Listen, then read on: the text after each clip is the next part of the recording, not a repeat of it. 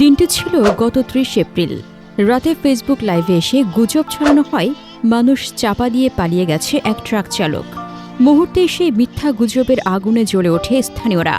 রাস্তায় গাছের গুঁড়ি ফেলে ট্রাকটি আটকে চালক হান্নান শেখকে টেনে হিঁচড়ে নামানো হয়। এরপর বিক্ষুব্ধ জনতার নির্মম গণপিটুনিতে প্রাণ হারান তিনি। হান্নানের অকাল মৃত্যুতে তার অবুঝ শিশু মুসলিমা হারায় জীবনের সবচেয়ে নিরাপদ আশ্রয়স্থল। মারলি তো তুই ওরা যেভাবে মারিছে ওভাবে মানুষ মারে না। অসহায় এই পরিবারের কান্না অবশেষে পৌঁছেছে সরকার প্রধানের কার্যালয়ে।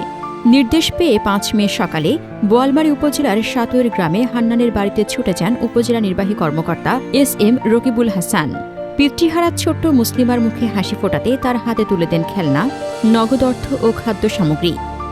তো মাননীয় প্রধানমন্ত্রীর কার্যালয় থেকে গতকাল আমাকে ফোন করেছিলেন একজন স্যার যে এই বিষয়ে যেন আমরা দ্রুত কিছু ব্যবস্থা গ্রহণ করি। এই জন্য আমাদের স্থানীয় প্রশাসনের পক্ষে মাননীয় প্রধানমন্ত্রীর পক্ষে কিছু উপহার আমরা এই যে শুকনো খাবার, বাচ্চার খাবার এবং ক্যাশ টাকা নিয়ে এসেছি। এটা আজকে ওনার অভিভাবকের হাতে দিলাম এবং একই সাথে এই বাচ্চা যেন আরও 10টি সাধারণ বাচ্চার মতোভাবে বড় হয়ে উঠতে পারে, স্বাভাবিক জীবনযাপন করতে পারে। সেজন্য আমার সমাজসেবা অফিসারও এসেছেন। আমরা মিলে ওনার অভিভাবকদের সাথে আলোচনা করে যেভাবে তারা চাইবে যে এই বাচ্চাটা যেন সুস্থ স্বাভাবিকভাবে পড়াশোনা করে তার ভবিষ্যৎ জীবন যেন সুন্দর হয়, সেজন্য পরিবারের যেভাবে চাওয়া সেভাবে আমরা তাকে সহযোগিতা করব। একদিকে স্বজন হারানোর বেদনা, অন্যদিকে ঘাতকদের রক্তচক্ষু। নিহতের বাবার অভিযোগ, মামলা তুলে নিতে প্রতিনিয়ত তাদের হুমকি দিচ্ছে খুনিরা। তবে স্থানীয় ইউনিয়ন পরিষদ শিশুটির আজীবন ভাতার কার্ড করে দেওয়ার পাশাপাশি পরিবারটির আইনি নিরাপত্তা দেওয়ার আশ্বাস দিয়েছে। আমাদের প্রধানমন্ত্রীর পক্ষ থেকে আমার বোয়ালমারী থানার ইউনো স্যারের মাধ্যমে কিছু আর্থিক সাহায্য করে গেছে, আমার নাতিনির কিছু খাবার ব্যবস্থা করে গেছে।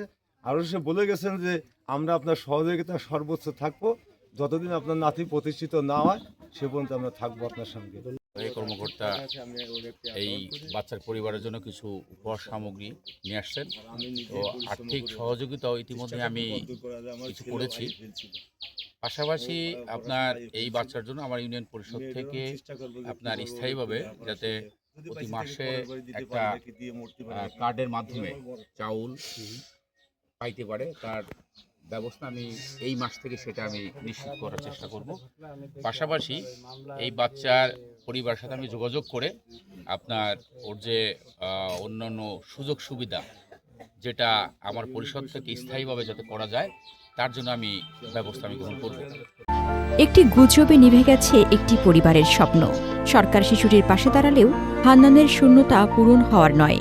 আর কোনো শিশু যেন এভাবে গুজবের বলি হয়ে বাবাকে না হারায়। দোষীদের দৃষ্টান্তমূলক শাস্তির মাধ্যমে রাষ্ট্র সেই বার্তায় দেবে, এমনটাই সবার প্রত্যাশা।